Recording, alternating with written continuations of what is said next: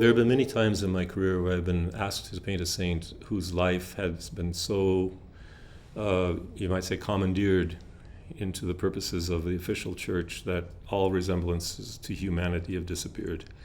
And Rose of Lima is one of those saints.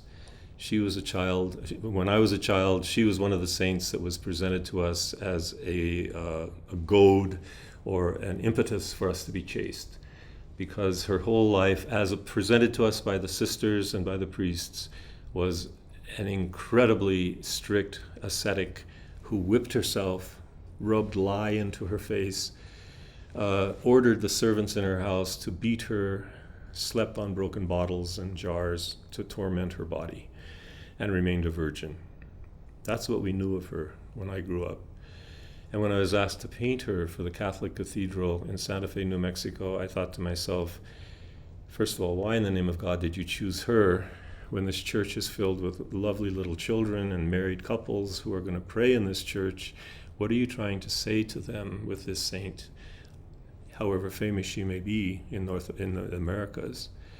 And since I do have to paint this to get the job, how am I going to say something good in her life that can also be true? So I took the same biographies that had been emphasized in my youth and in the monasteries where they read during meals, and I carefully examined between the lines, looking for any indication of her humanity. What I discovered was startling. This was a woman who lived maybe 50 years after Pizarro. Pizarro conquered the Incas and stole their gold and subjugated the people. She was of pure Spanish stock, I believe. Maybe she had a bit of Inca blood. But at any rate, she was a Spanish from a wealthy family that no longer had money.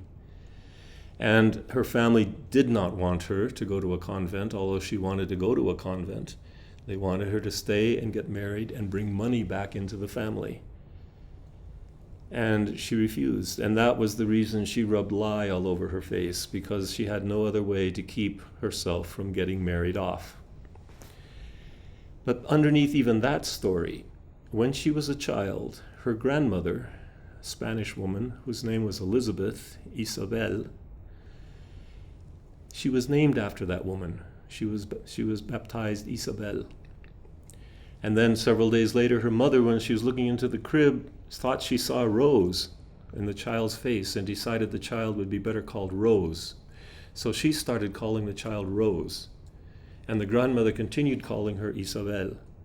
And when she started being able to walk and she'd answer the mother and toddle over to the mother, when she said Rose, the grandmother would slap her. And if the grandmother called her Isabel and she went over to the mother would slap her. Until she was 5 years old, and the bishop said, "Look, stop it. Her name will be Rose." Well, if for 5 years of your life you don't even have a name, something as safe as your own name, what is your image of yourself going to be? And I began understanding a little bit better, maybe this is why she beat herself, feeling that she was totally unworthy, that she slept on broken bottles, she tormented herself, identifying herself with Christ crucified, in some way trying to make sense out of the suffering in her own life. To me, the miracle was not that she turned back pirates from Holland, because that's part of her story. They were going to attack Lima, she prayed, and the pirates went away. Or some of the other things that she is said to have accomplished. To me, the miracle was that she turned out to be a human being at all.